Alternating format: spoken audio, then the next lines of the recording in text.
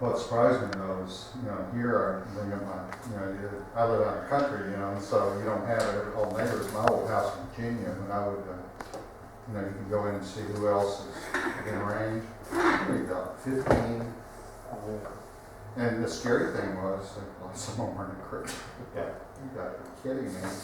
My guess is most of them were encrypted. Most were, usually, most were, yeah, but there was always a couple, and you kind of got the word out. But the other thing is, half of the people that do have the encryption have never changed the password or anything from what came with the stock unit. Or they had the older encryption. I guess the thing that scares me right now is this heartbleed or whatever. We've gotten several emails from different people we have, credit cards or whatever, and I guess that's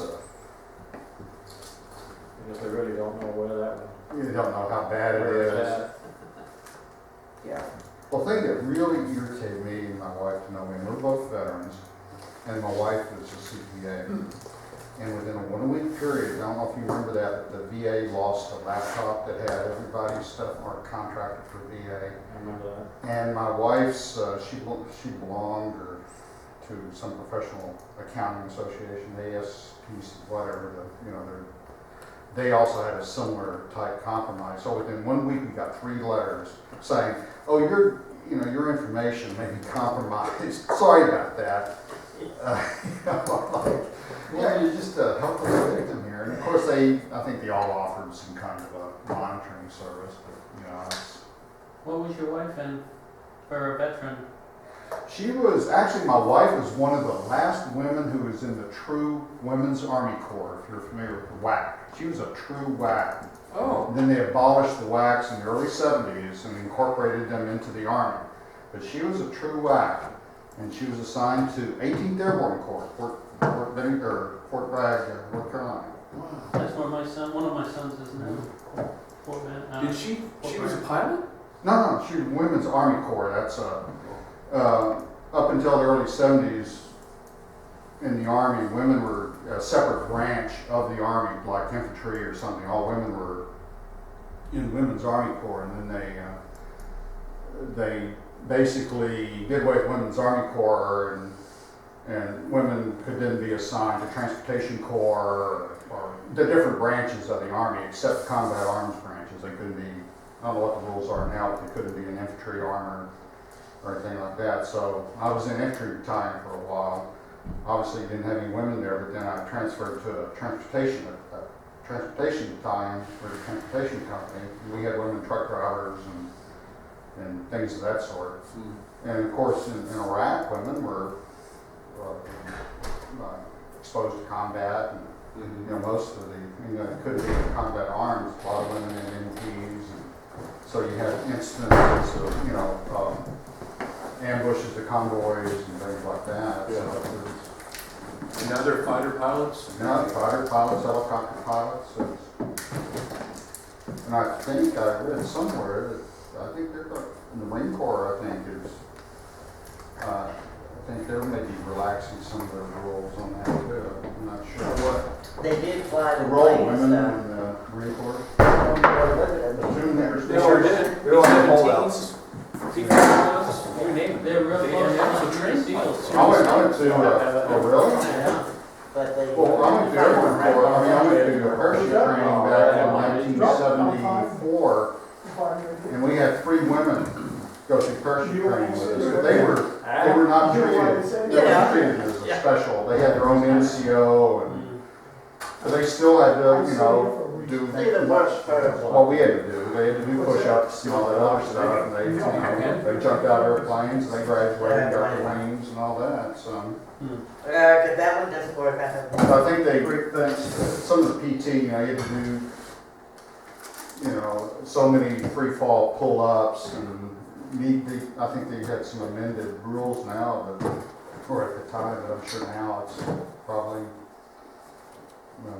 whatever the standards are, they're probably the same.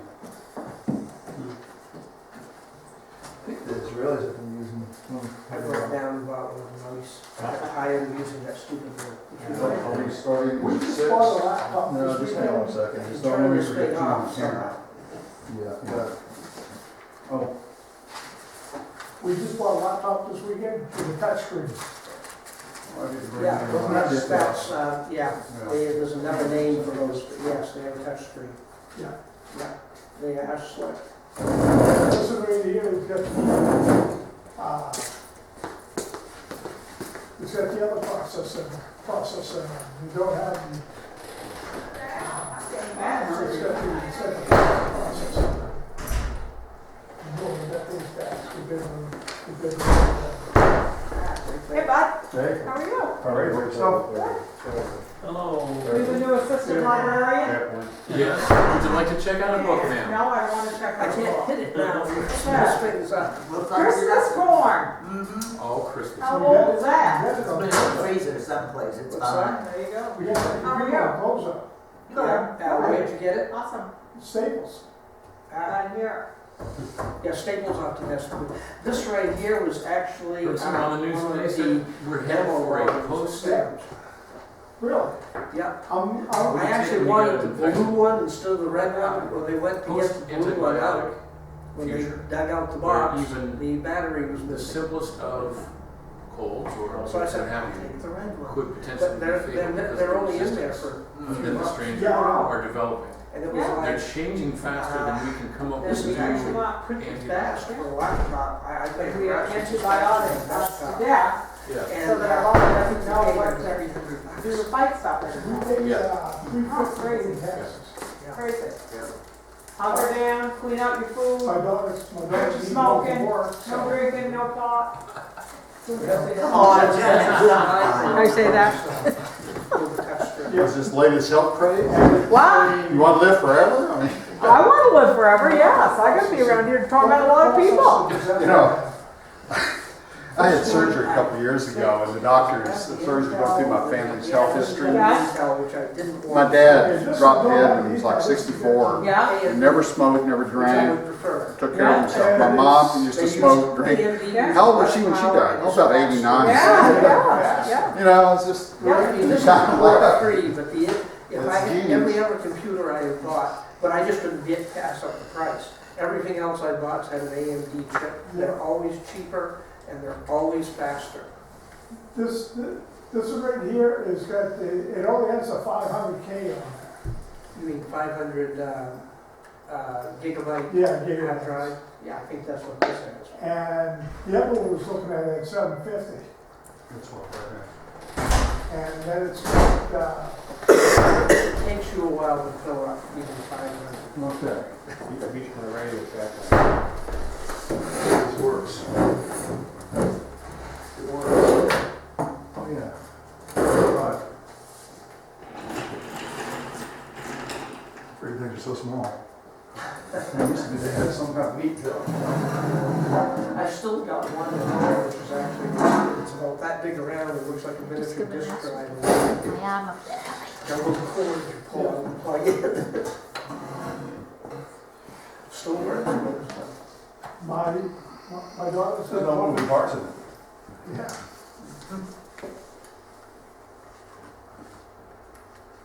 Okay, is this yours or, oh, this must be mine. Man, that thing got quick. Well, there. Yeah. So Bruce, did you want to do something like, I did, if you, or do you think we need to use all the time for this? well, if you want, how long do you think whatever you're gonna do is gonna take? Why don't we do it at the end if we've got time left over, then I won't have to worry about getting through this. Okay.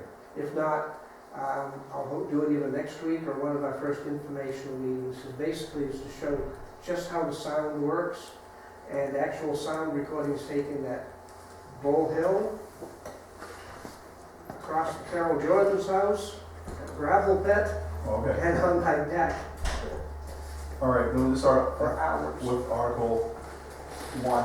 What I did was, all this work that you did, which I really appreciate, Vernon and Dave this week went through and, Okay. hang on. Huh? No, fine. Deb, do I have to secure the facility when I leave? I didn't want to interrupt. Oh, sorry. Carol wasn't here, Yeah. All right. but. Okay, that's all I want. Okay, recorder's on. So anyway, this week Vern and Dave went through the whole document, and all these are either notes to like little tiny errors or things like that, or misspellings, or just, you know, suggestions they had for making them cleaner. In other words, like instead of just, you know, section 5 or article 5, write article 5.5 or whatever, okay?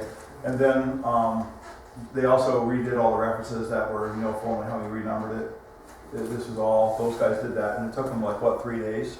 2.5 days? But I don't know if you know, this was the 1 through 5 we did yesterday. I don't know if you picked that up last night. Well, I did, I started looking at that, and you know what I did was, I just basically have started going through, and I'm renumbering. I only thought it'd be good to go down, like, at the top, you wrote that comment about how detailed we wanted to be. I thought it would probably be good just to stick to the two numbers. Sure. Don't go to 2.5.8, for example, just 2.5.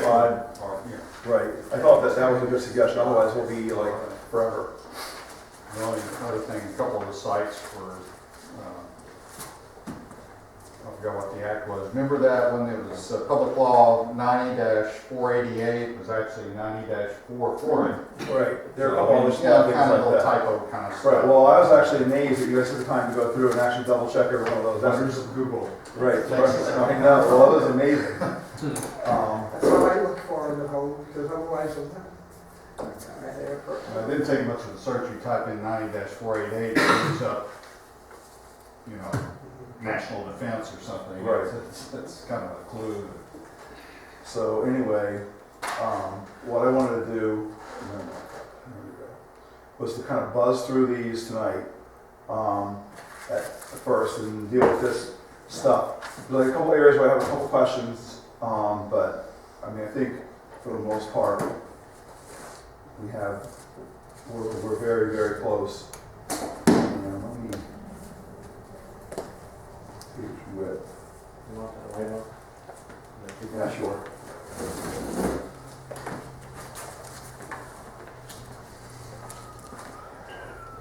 What I thought I would do, because like, is to do like one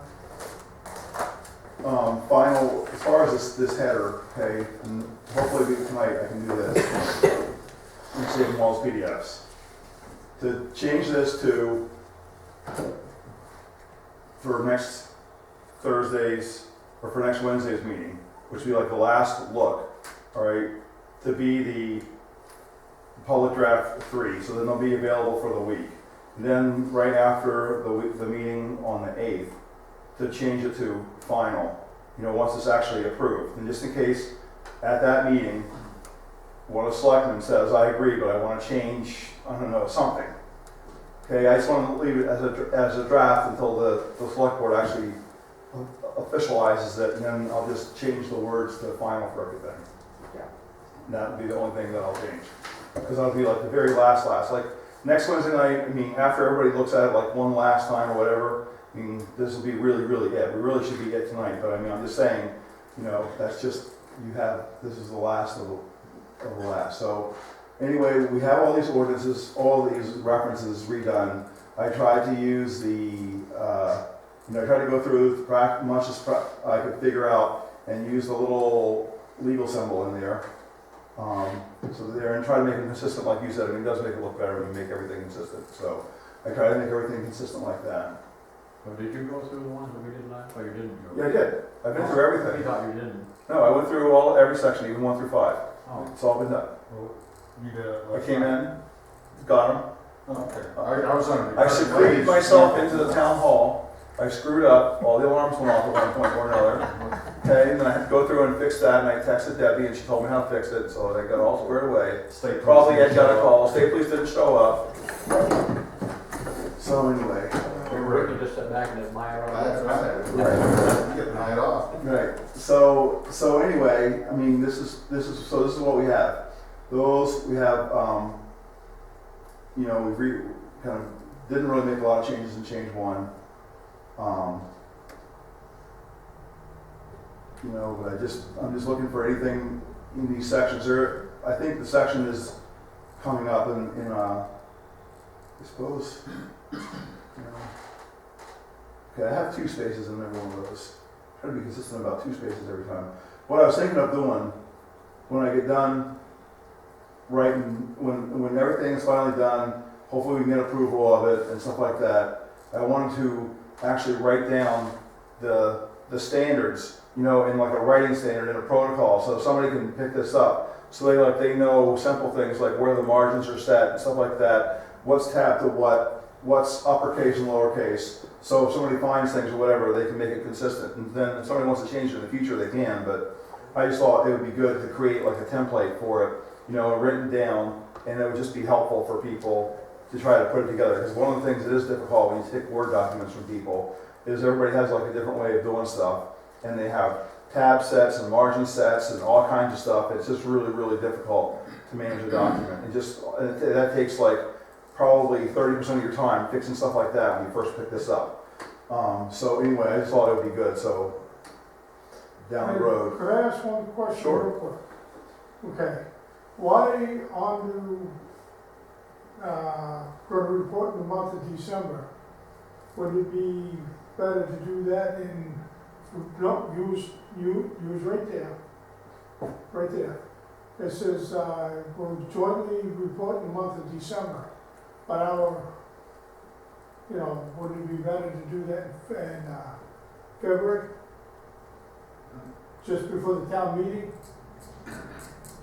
Probably. The only thing is actually, honestly, if Debbie does start asking for stuff for annual reports in December, Okay. it's just that they get blown off until March. Is what really happens. But she does actually start to ask the questions in December. But I'm just saying, wouldn't that, you know, put February in there, that one right there? Yeah, we can change that to February. But you understand what I mean? Oh yeah, no, I do. You know, get a, Actually, wouldn't January be better? Can I just say that our year ends in January? So if you're gonna change it to anything, I would say January, because Okay. that's the end of our fiscal year, and then we start the new year. That gets you by the Christmas rush, which is one reason why it always gets blown off in December. Right. well, it's just that this one right here, if you don't get it out in December, somebody ain't gonna come in and say, well, where is it? Right. Well, no, and it should be more coincidental with when they're requesting reports for the town and things like that, so I agree.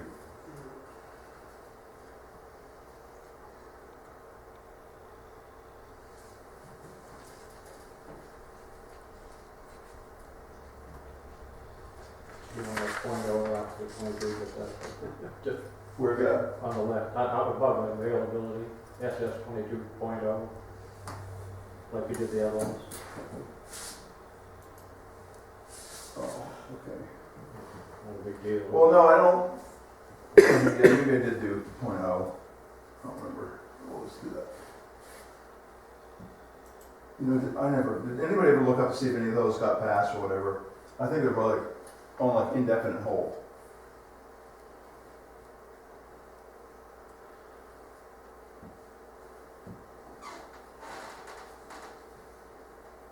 So that was kind of question. Let's see.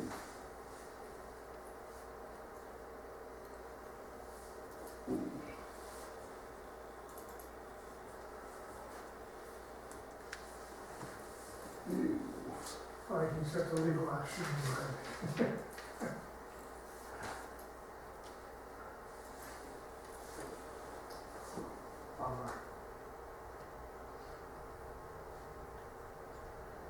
So there. This basically goes through and talks about the duties of different people. So I think what I had actually added in here, I mean, there's a part in here about code enforcement officer and what they do regarding all these different things. And then we never actually did have a section on the planning board, so I put this not kind of the way all of our duties. So I kind of built that in the Board of Appeals.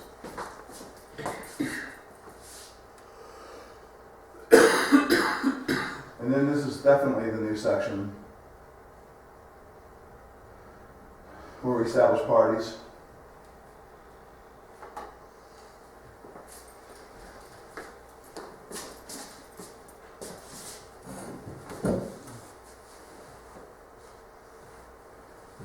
talked to Linda about this yesterday, and she told me that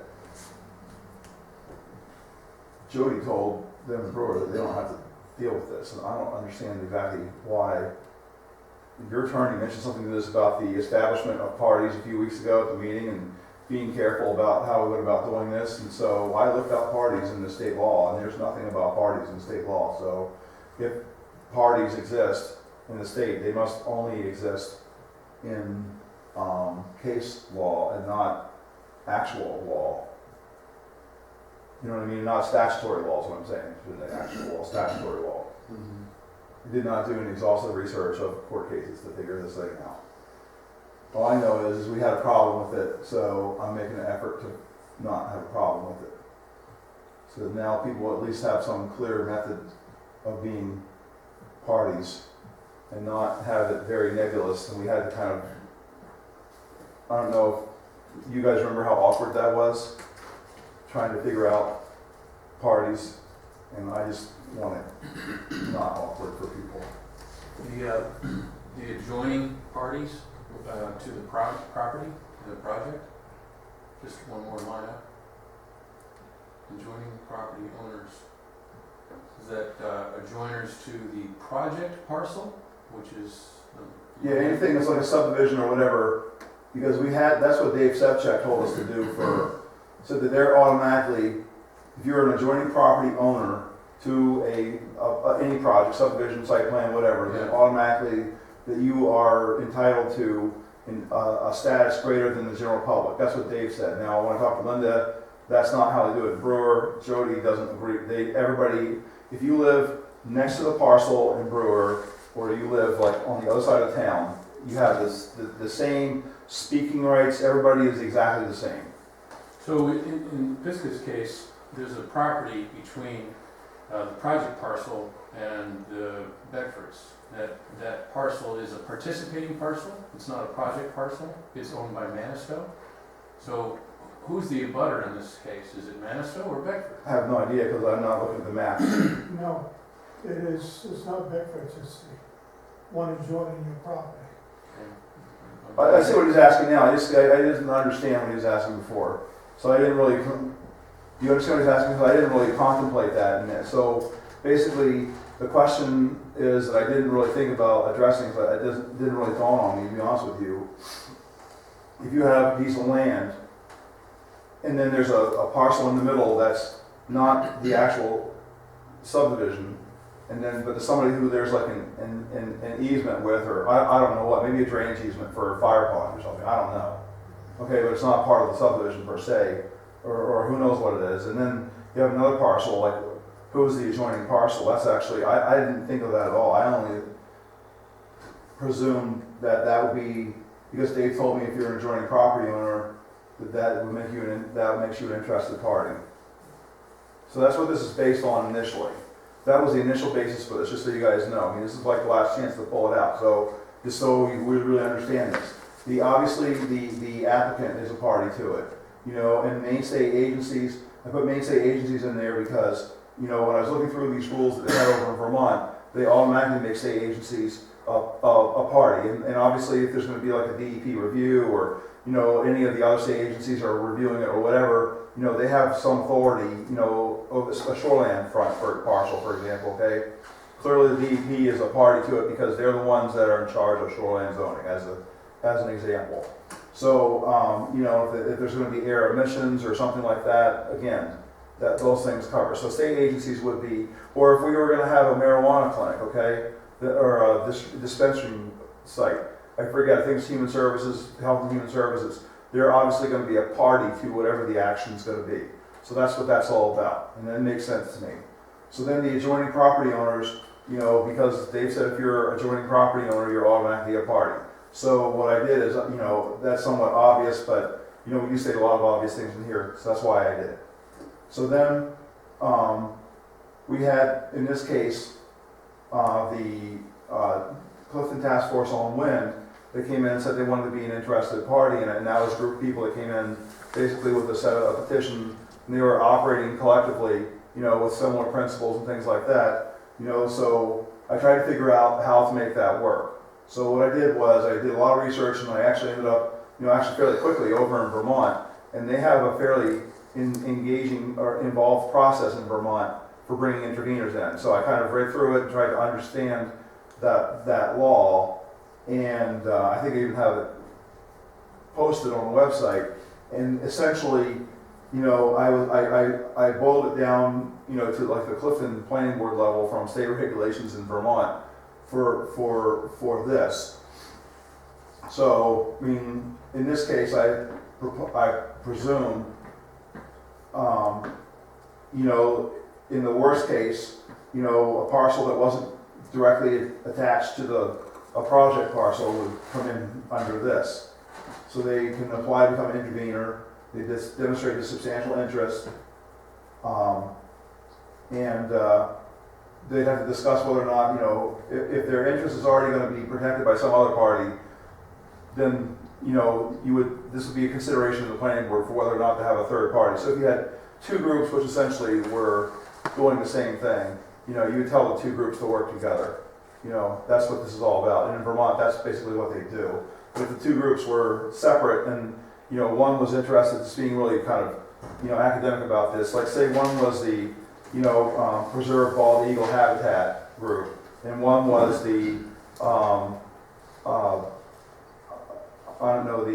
some other type of conservation group for, floodways, say if it was like around the water area or whatever, for floodway protection, right? Well, the floodway protection group and the Save the Bald Eagle group wouldn't necessarily be the same interests. So that you would have potentially alternate interveners. But if one was like the Save the Bald Eagle group and the other one was the, Save the Falconry, or Birds of Prey group, then maybe you would tell the Bald Eagle group and the Birds of Prey group they had to work together. As an example, trying to think, it's on my feet here. Hold on just 1 second Yeah. before you go. Can I be nitpicky for a second? Yeah, no, you can't. So that's why I have it up here, because we have. The demonstrating and weather should be all capital letters at the beginning. You have them all capitalized all the way down through except for those ones. Well, I know, and you know what, just because they're kind of in a list form, because if I didn't have them numbered, they would have just been a bulleted list, but I can do that. It's not No, bad. I'm just saying that above you got them all capitalized. Yeah, so I'll have a period. You know what, it doesn't really matter to me, I'll just make them all capital. So, just you.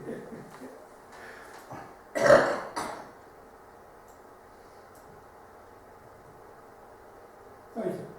No problem. So anyway,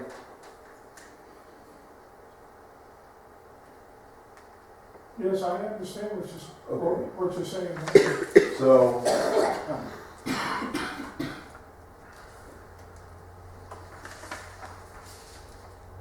Or what is saying. right, so this actually gives the planning board some flexibility. So if somebody comes in, and they really, seem to have a significant issue, this gives the board the ability to give them an intervener status anyway.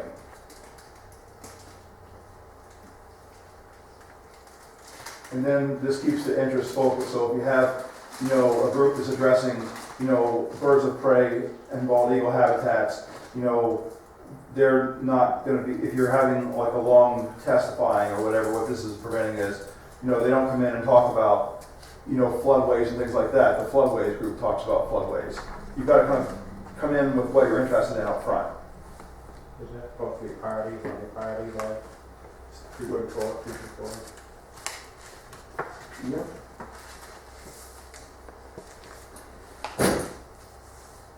I mean, I know this might be a little cumbersome, at some level, but I just felt like it needs to be written out as opposed to, something that has to be guessed on. Well, for future boards, they'll know exactly Right, what to do. what we're trying to accomplish. Right, and if there's, recommendations for change in the future, definitely, we should have those. But this is just try to make the participation actually easier for everybody and make it so that the board doesn't have to fight over it.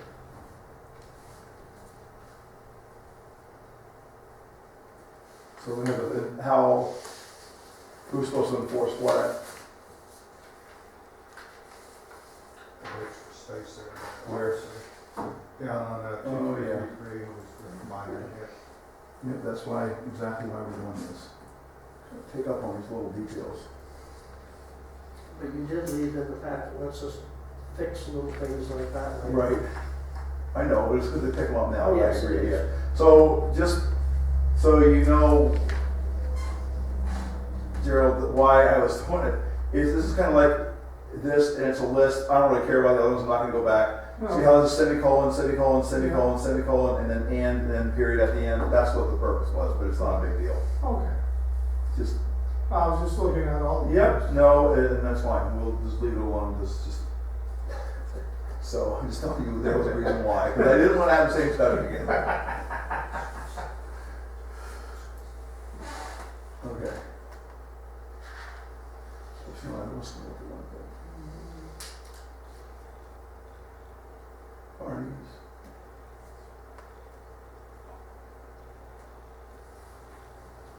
It'll be nice, and I'll take a motion that everything numbered has to be capitalized.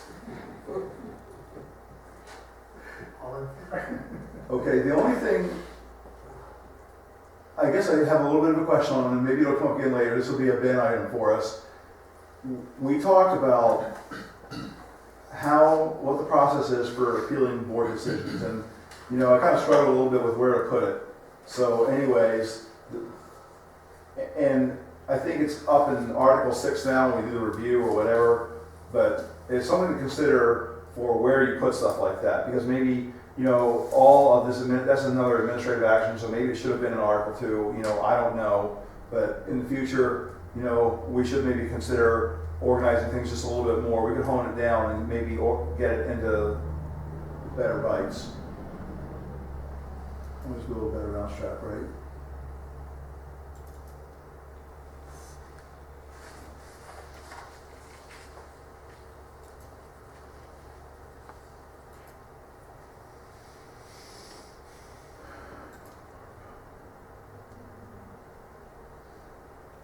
This is a pretty short section. I think we really only minimally modified this. But this basically established our growth management areas, and it's tied to our maps.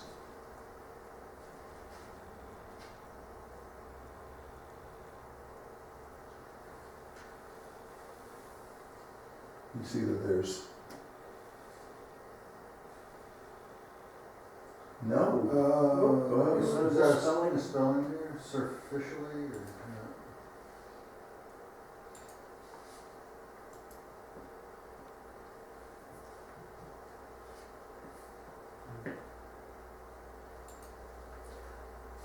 However, it's just. No, it's a word that,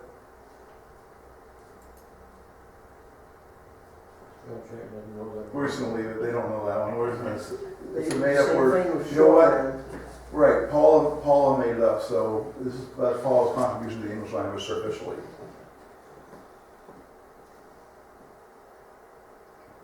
I don't think we had the right to create our own words. That's right.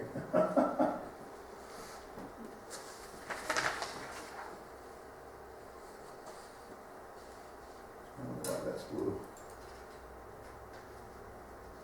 No, I suppose it could be to the guidelines. Yeah, well, you've also got the grammar checker turned on, and that sometimes will give you weird results. No, I know, it's annoying to me sometimes, so just let it go. What I hate is when I know I typed one word, and it thinks I should have used another one and just changes it. I know. You say, wait a minute, those two letters are so far apart, I could not have made that mistake.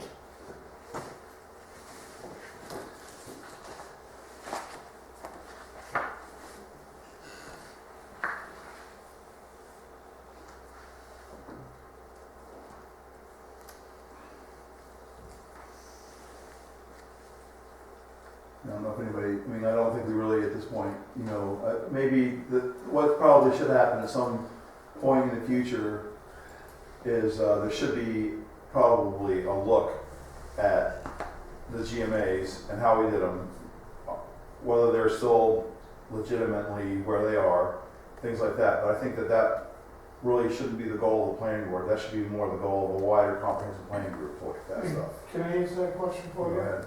Yes, the GMAs are still pretty much where, You think they should be? yes. And that's fine. I just was saying the planning board should be the determiner of Yes. that. But I have looked more, down in Clifton hasn't done overall that much growing in the last 10 years, No, other than the Scott Point Road. right. Getchell Road, Well, but yeah. in that,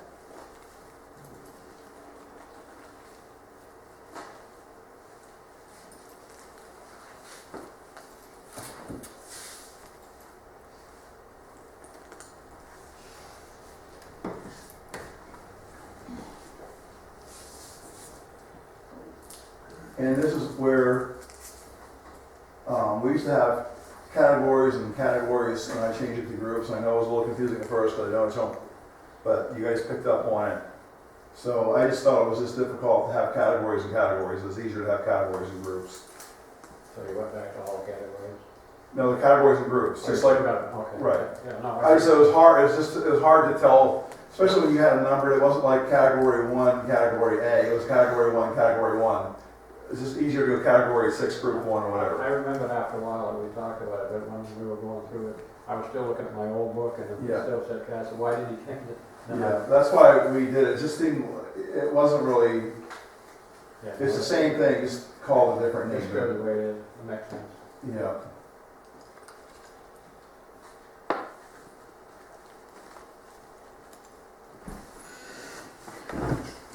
Because the thing is, if we are going to make some sort of provision for a group home or retirement home, this is the area where we have to address. Yeah, we just have to start, right, in the growth management areas, exactly, this is where you start to do it, because this is kind of a, the ordinance does kind of build, okay? So you go through these first couple chapters, or whatever, and that's kind of like a building blocks for how, you know, it develops concepts here, and then you make rules. Yeah.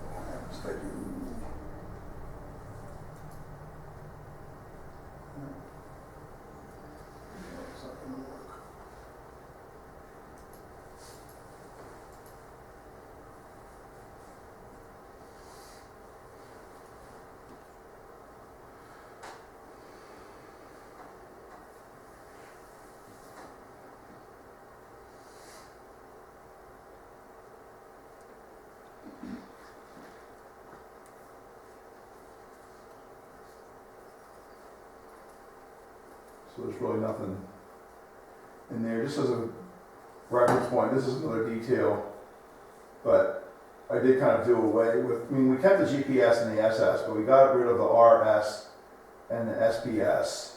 You know, I did leave them in there as a little bit of a holdover, and the MDS, I mean, what ended up happening over time, and somebody can go back to that some future date if they really want to, but you get to be, you know, in these redundant numbering systems. You know, and that was the problem with some of this, is the redundancy in it. Now, you know, I didn't, initially, I'd actually scrapped the SS, and I had to go back and put them back in, because it seemed like they would make sense. The GPSs are the ones that really make sense, though, because there's like 32 GPSs, and the GPSs are applied in all different areas. So just from a referential perspective, the GPSs seem like they're definitely good things to do. But the other ones, I'm not quite so sure about, but I didn't want to take away, I mean, there's going to be a little bit of, you know, I left a little residue there in case somebody wants to go back, so to speak. They want to genetically regrow these. It's there. just like flower. Exactly.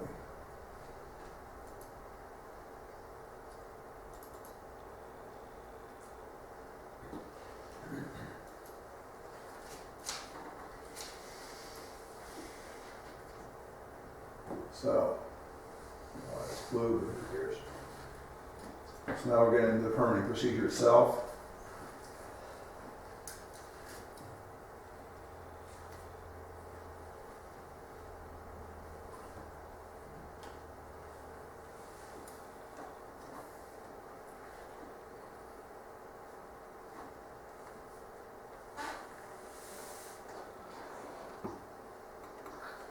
So, there's CEO certifications.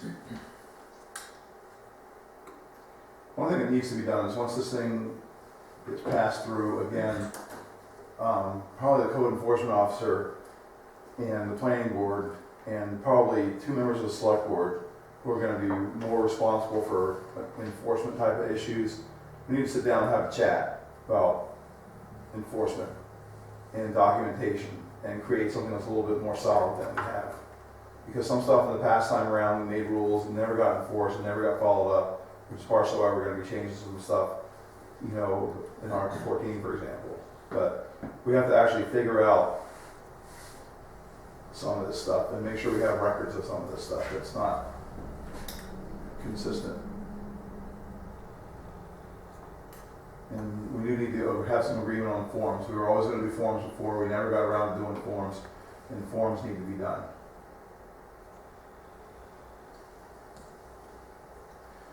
This was brought up a lot of times during that Pisgah project, and you know, and then throughout the ordinance, it's scattered all over the place. You know, and it wasn't really made whole. I wanted to make it so that this burden of proof is throughout the whole ordinance and not just like here and there wherever it's said. I just figured if you put it in Article 5, it's global, it's everywhere, so now everybody understands it. It's written once and not 10 times like salt and pepper.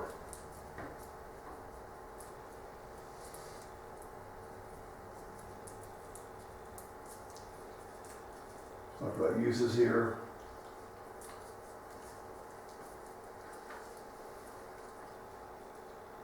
I know we toyed around with this a little bit. Vern, we were a little uncomfortable with it. Paul pointed out she didn't think it was legal to have, you know, to try to play back and forth with who the appellant is. So basically, it's always going to be the developer or whatever in this regard. As unfair as that seems in some cases. The thing about most of the laws about land planning and most subdivision rules and things like that, most planning board rules, and they're kind of geared towards, I mean, they take if we start reading into them, even the state rules, they take the presumption that whoever's trying to develop their property is in the wrong first. And then they go from there. So that's why some of the rules read the way that they do, and that's not necessarily the case. So that's what makes it difficult when you're going through this stuff, but that's the basis for a lot of these rules. Sorry, I got a good one for you. What's that? Talking to a surveyor this week, he said under the state rules, you cannot have a home business in anything that's in a subdivision. Say that again? When you file for a subdivision, the part you file with the state says right on it, for residential use only. Well, we define That home is businesses. a DEP, that's a state rule, and as he said, he asked the DEP, how are you going to enforce it? And they, well, we're not, but it's in the law. That must be in the site location law then. Yeah, I don't think it's in the, okay, so if you do a site location law, I don't think it's in the standard statutes. Like if you did a non-DEP subdivision, I don't think it applies. if you don't, subdivision can either be done for commercial development or residential. Nobody does them for commercial development because of all the added crap you gotta do. So everybody does it for residential.